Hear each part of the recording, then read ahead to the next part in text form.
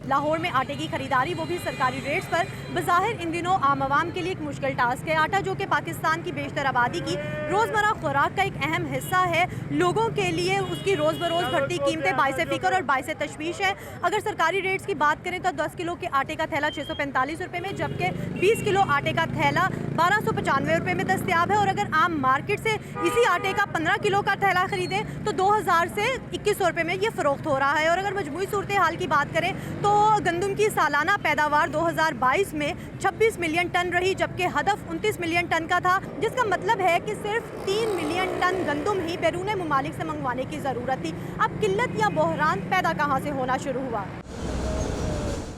Flour mills मालिकान के मुताबिक वफाकी हुकूमत की जानिब से गंदम की इम्पोर्ट में ताख़ीर हुई और मुबैना सियासी पॉइंट स्कोरिंग के नतीजे में जो गंदम मिलों को सितंबर के महीने में दी जाती है वो काश्त के फौरी बाद अप्रैल से ही तकसीम होना शुरू हो गई। लेकिन एहतियात ऐसे बढ़ती गई कि जो गंदम फ्लोर मिल्स को गुज़िश्ता साल इन्हीं दिनों में 2600 टन तक योमिया दी जाती थी, वो 1800 से 2000 टन योमिया दी जाने लगी, जिसकी मिकदार अब बढ़ाकर 2400 टन योमिया कर दी गई है। तो सूरत हाल में बेहतरी की उम्मीद है, जबकि हुकूमत पंजाब का इस हवाले से मौक़िफ़ ये है कि सूबे में आटा मौजूद है और लोगों में पैनिक बाइंग को रोकने के लिए सिर्फ लाहौर शहर में ही 101 ट्रकिंग पॉइंट्स भी बना दिए गए हैं, जहाँ से सार्फिन सरकारी रेट्स पर आटा खरीद सकते हैं।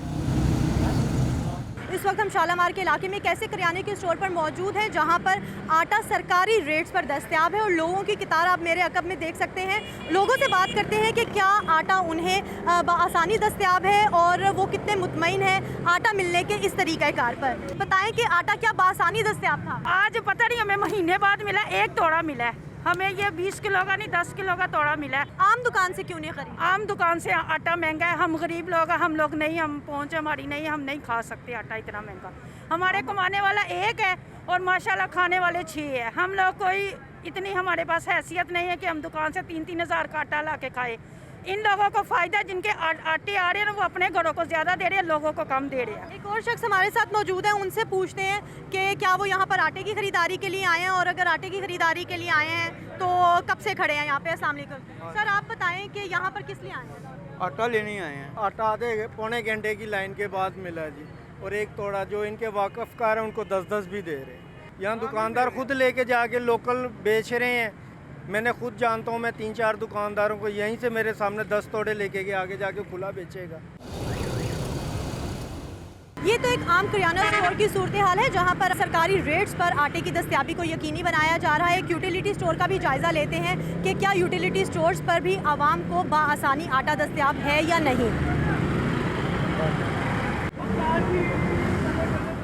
इस वक्त हम गड़ीशाह के इलाके के एक यूटिलिटी स्टोर पर पहुंचे हैं और यहाँ पर कुछ लोगों से बात करते हैं और जानते हैं कि क्या यहाँ आटा उन्हें बाआसानी दस्तयाब है। अच्छा, आप बताएं कि आटा आपको आसानी से मिल रहा है? नहीं मिल रहा। कैसे? क्यों? लाइन में लगना पड़ता है। ये क्या है, सौदा लो और महीने के 2 तोड़े दो।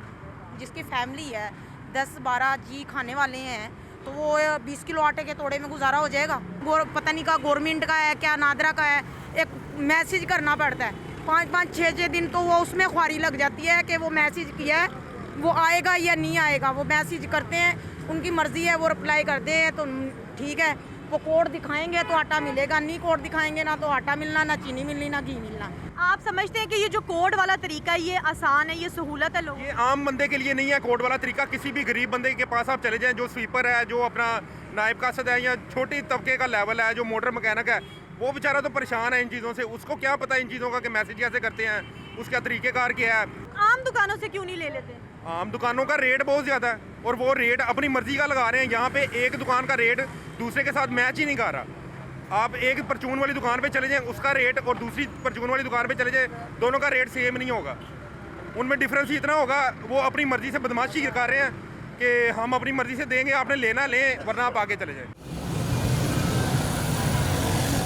आज के दिन में हमने लाहौर के 10 से 12 मुख्तलिफ इलाकों में यूटिलिटी स्टोर्स का जायज़ा लिया, जहाँ पर सुबह के औकात में तो आटा दस्तयाब नहीं था, और अगर दस्तयाब था भी तो एक मखसूस मिकदार में। गड़ीशाह लाहौर का एक मसरूफ़ तरीन इलाका है और आज दोपहर में जब यहाँ आटे की तरसील की गई तो सिर्फ 125 थैले ही पहुँचाए गए। सार्फिन का कहना है कि आटा एक बुनियादी कमोडिटी है और इसके लिए यूटिलिटी स्टोर्स पर कतारों में लगना या फिर अपने इलाके से दूर बनाए गए ट्रकिंग पॉइंट्स पर जाना गैर मुनासिब और वक्त का ज़िया है, और वो हुकूमत से बेहतर हिकमत अमली अपनाने की दरख्वास्त करते हैं।